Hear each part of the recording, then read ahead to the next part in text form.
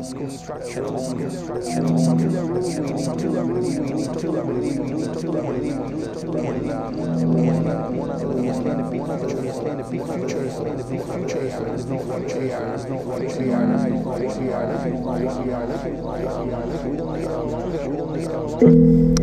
I can say I think 5 or 6 projects they're running on right now. So, and one of these projects is CONVIVIUM. Let me say precisely what this CONVIVIUM is, because it's important to understand that it's not a school. It looks like it's a way to meet people.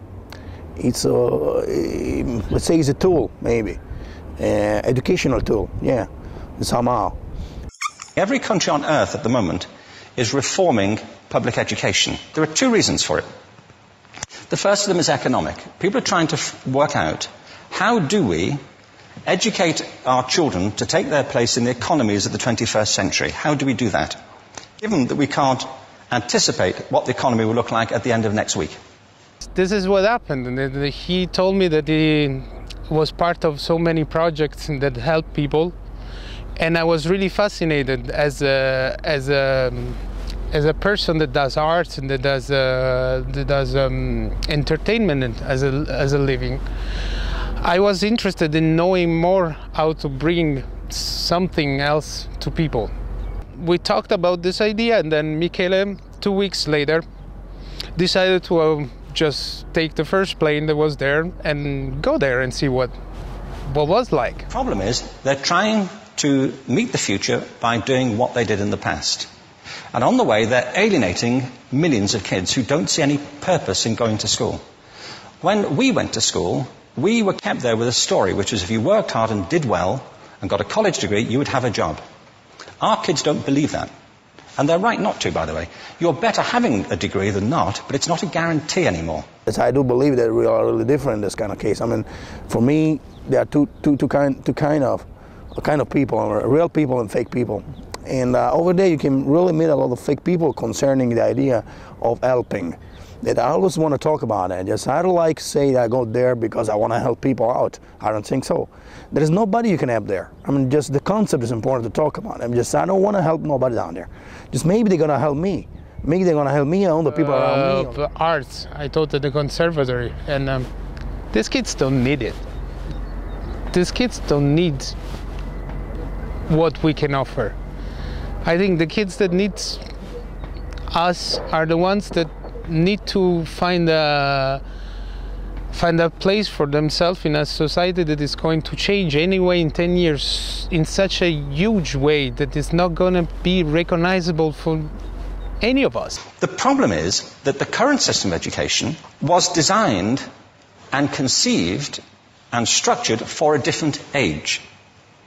It was conceived in the intellectual culture of the Enlightenment and in the economic circumstances of the Industrial Revolution. To teach them and to learn from them, how can we adapt to the change that is going to happen? In my opinion, in our opinion, this change is going to happen no matter what we do. What we need right now, I think, is just the idea to let it be. And I think all around the world, because I say myself a really lucky guy because I really travel a lot. And I'm still traveling, I mean, all my life. I mean, I say it's something really I can't avoid. I really need to. And what can I say around the world, from Pacific Ocean, California, to Thailand, in Eastern society, I mean, everybody talk about the same issue. Let it be. Schools are still pretty much organized on factory lines, ringing bells, separate facilities, specialized into separate subjects.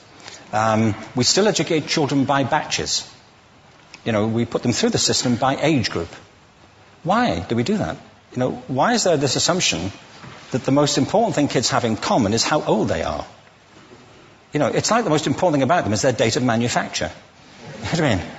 Well, I know kids who are much better than other kids at the same age in different disciplines, you know, or at different times of the day, or better in smaller groups than in large groups, or sometimes they want to be on their own.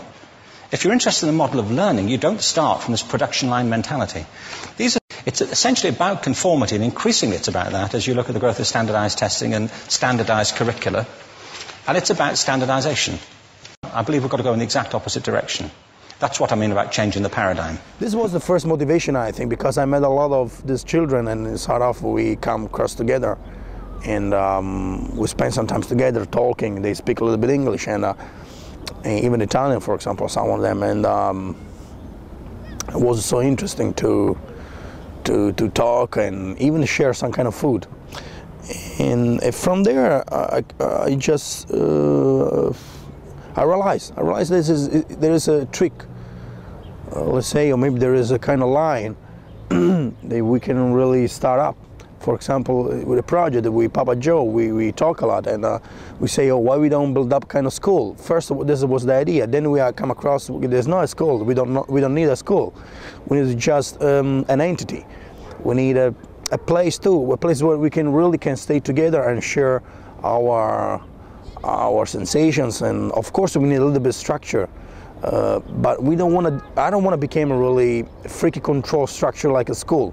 And so he calls me a couple of times from Ethiopia, from Skype in Ethiopia, and he tells me that he's not doing that well physically, but what is gaining humanly really made me completely be eager of following him as soon as possible.